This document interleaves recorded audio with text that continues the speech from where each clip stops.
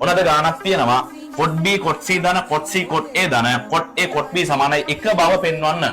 කොහොම වෙනවනන්ද කොන්දේසියක් දීලා තියෙනවා A ධන B ධන C සමානයි phi නම්. ත්‍රිකෝණයක කෝණ තුනක් වෙනවනම් නේද? නැත්නම් A ධන B ධන C අංශක 180 වෙන තමයි මේ දීලා තියෙන ප්‍රකාශනයේ බව පෙන්වන්න ඕනේ. LHS ගන්නෑ මම. LHS අරන් ඒක සුදු කරන් ගිහිලා RHS පෙන්වන වැඩේ නෙමෙයි මම කරන්නේ. tan cot කියන ත්‍රිකෝණමිතික අනුපාත දෙකටම මම මේ ගාන හදන එහෙම නැත්නම් මේ ගාන හදන්න පටන් ගන්න ක්‍රමේ වැලිඩ් ළමයි බලංගුයි. මම පටන් ගන්නවා A ධන B ධන C සමානයි π කියලා දීලා තියෙන තැනින්. මම ලියනවා A ධන B කියන්නේ π ඍණ C. මේ අකයි එහා පැත්තට දාන්න පුළුවන් නේ ලකුණ මාරු කරලා. දැන් දෙපැත්තටම tan දහම්.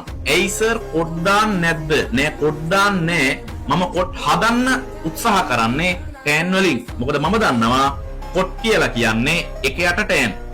නිසා මම එයාගෙන් තමයි කොට් කියන ප්‍රකාශනය ගන්න ප්ලෑන් කරන්නේ.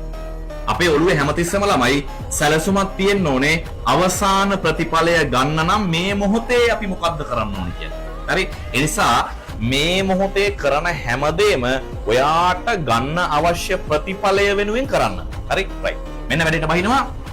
මූට දාපන් tan ආකලනය මොකක්ද දෙන්නේ කියපන් tan A ධන tan B පට්ට බෙදීමක් 1 ඍණ tan A tan B ලස්සනයි සන්තෝසයි tan 180 වෙන කෝණයක් කියන්නේ මත tan π ඍණ කෝණයක් කියන්නේ ඍණ tan කෝණයක්.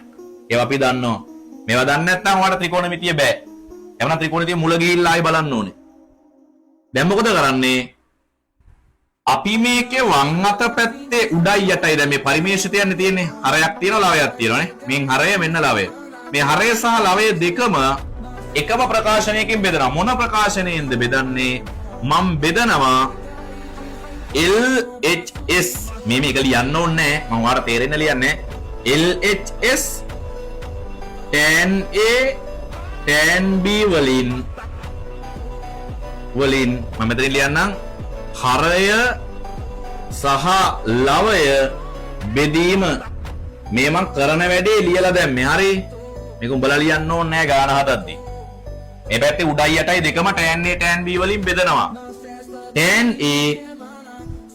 A tan B වලින් බෙදිච්චාම මොකක්ද වෙන්නේ? tan A ට tan A කැපිලා යනවා. 1 යට tan B කියලා කියන්නේ කවුද? cot B.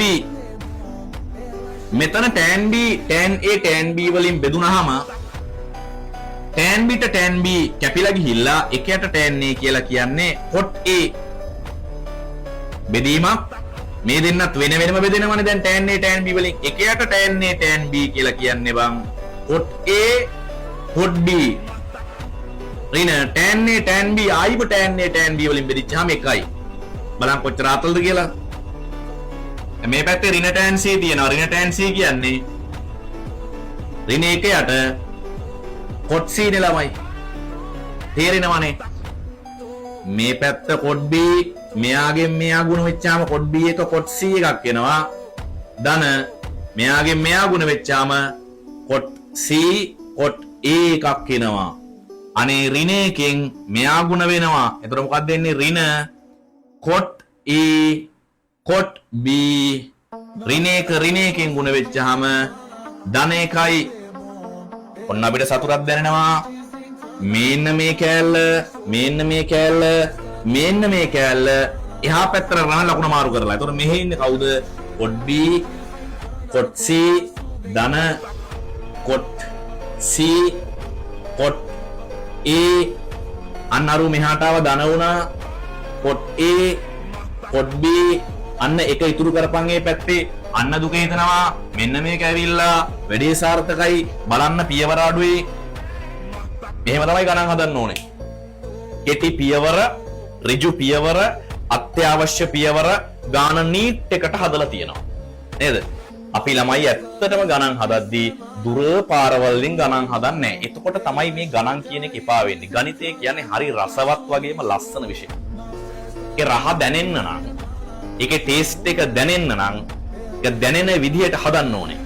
එහෙනම් වැඩේ ඉවරයි.